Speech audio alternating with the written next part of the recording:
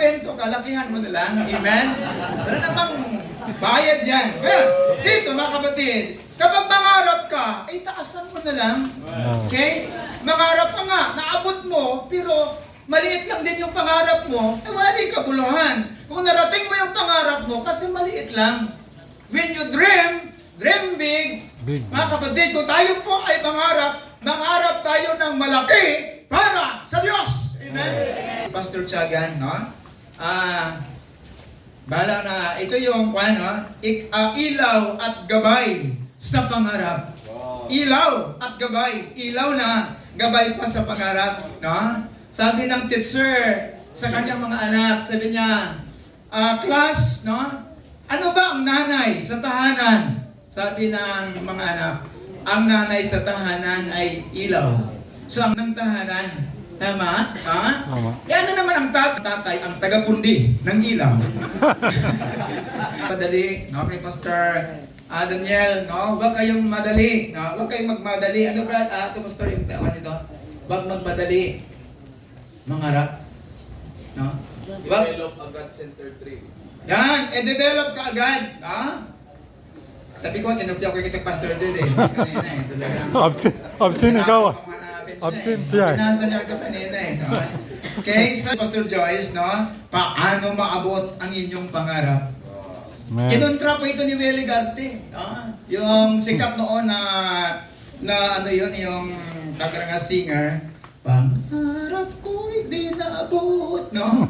Dahil sa bawal na gamot, no?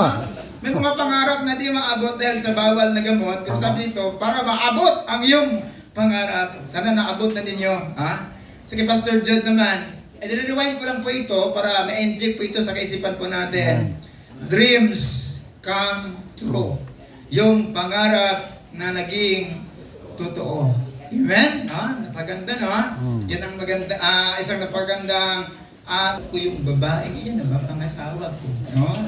Sige, mangarap ka, ha? Okay. Lahat naman po ay patungkol sa pangarap. Dito pa ako sa Ecclesiastes verse 1 to 11.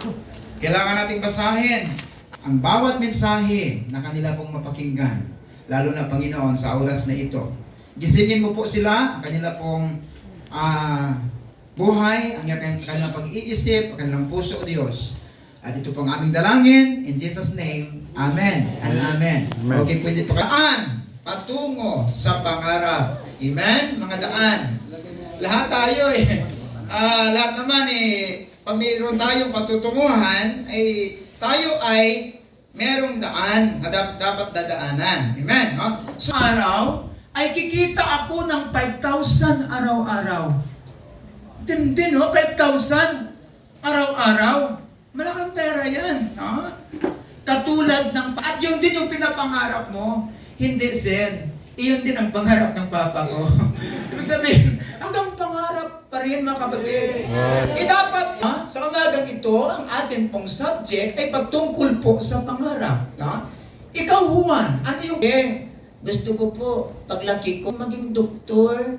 Aba, ang galing naman ni Juan. Kasi sir, kapag doktor ako, makatulong ako sa kapwa ko. Tindi ako. Laki ko, pangarap ko, magiging nurse. Aba, ang galing naman, O bakit gusto ko? Makatulong ako sa kapwa ko. Ang galing, very good. Palakpakan natin si Jinjin, Sabi niya, sir, paglaki ko, gusto kong maging kapwa. O bakit gusto maging kapwa? Kasi kapag kapwa, tiba-tiba. Kapwa. Andito tayo para magsaya Okay, isang bus, people. Puno ng pangit na tao. Lahat tayo, mabuti no ng mga magaganda at dito. Walang pangit sa atin. Amen? Amen. Kapag ang believer ka, kahit sa tingin beautiful ka, handsome ka, pangit yun. Amen? So ito talaga nataranta siya, kaya nabundol, patay siyang lahat. Noon, binigyan sila ng one request sa bawat isa. At alam nyo, yung request ng bawat isa, sa babae, gusto nilang magiging maganda. Kasi yun. Okay? At ang mga magiging gwapo, parang gano'n na gano'n lahat sila. One request mo. Sabi niya, request ko, lahat sila ay maging pangit muli. Mag-a-abroad sana ako. Sabi ko, siyempre magkapera ako. Bibili ako ng malaking bahay.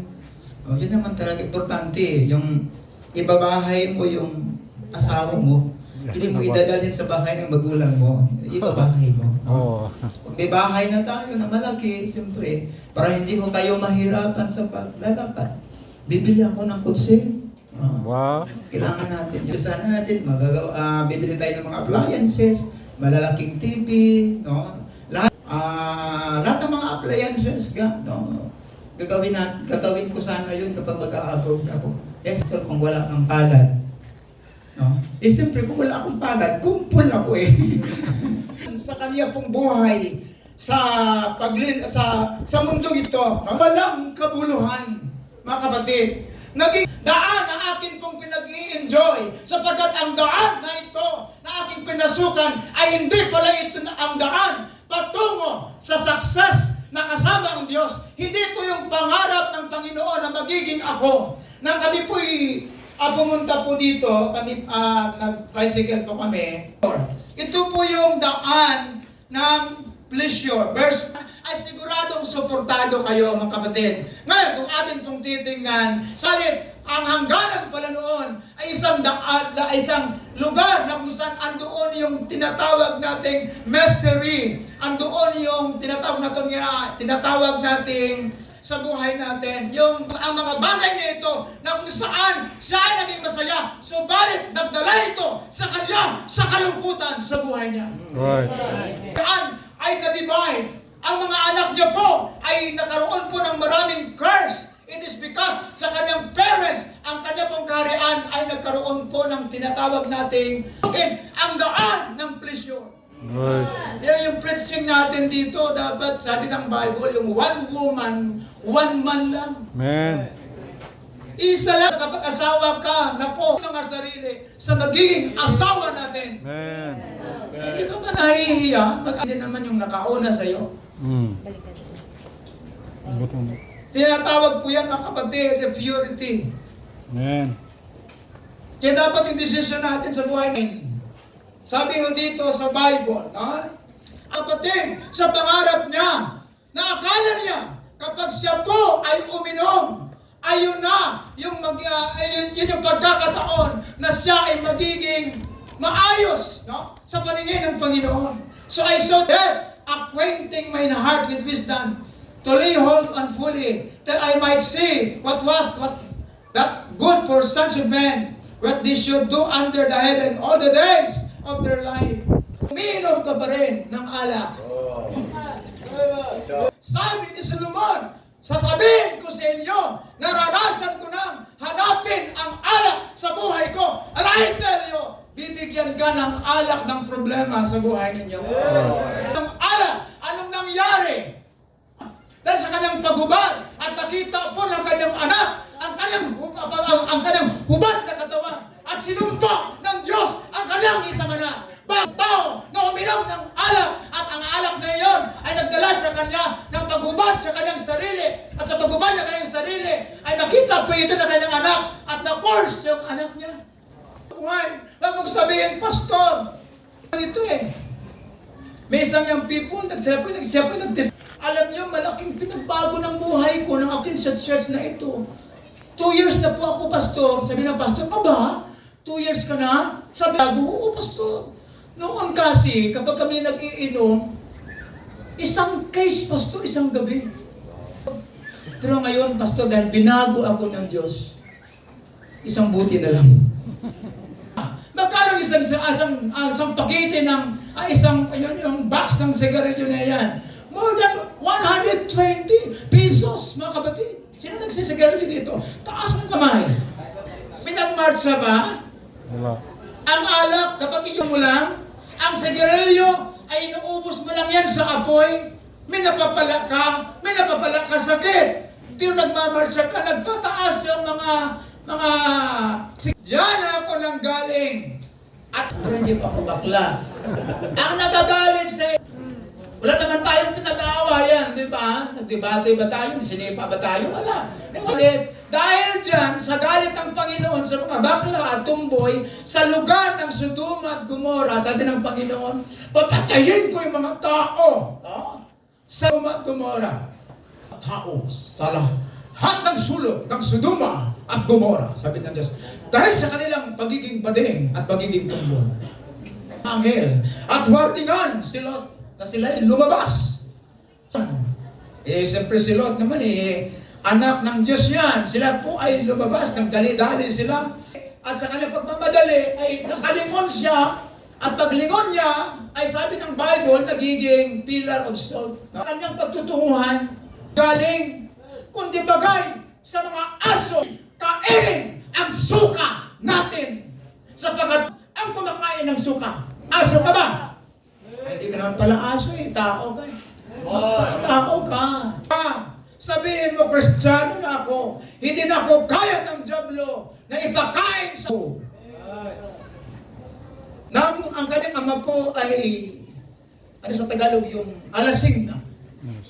Nakakomment po sa laswang bagay na ito. Nag-comment po ng sex ang tatay at ang dalawa niyang mga anak. Because wine, ang inom, ang alak, ito po lagi ay daan sa lahat ng maraming krimen at kasalanan sa buhay mo. Kaya sabi ng Biblia, ang umiinom na tao, according to Proverbs chapter 20, ay hindi tama ang kanyang pag-iisip sa buhay. Did you know, kapag pumunta ka po doon sa Bilibid, doon sa munti, at tatanungin mo ang bawat priso doon, kung bakit sila doon hinahatulan, doon kung saan sila po ay naghihirap, they are suffering, kung saan sa init, sa gutom, sa sakit. The reason why, it is because ng ginawa nila ang krimen na iyon, sila po ay nakainom ba? Sabi ito, sa katapusan ng aking buhay, mga kapatid, I have no pleasure in them. Ng wine, ng alak, sa kulungan ng kasalanan, kaya kanyang palabasin dyan at babaguhin kanya. His name. And the people of God say, Amen. Amen.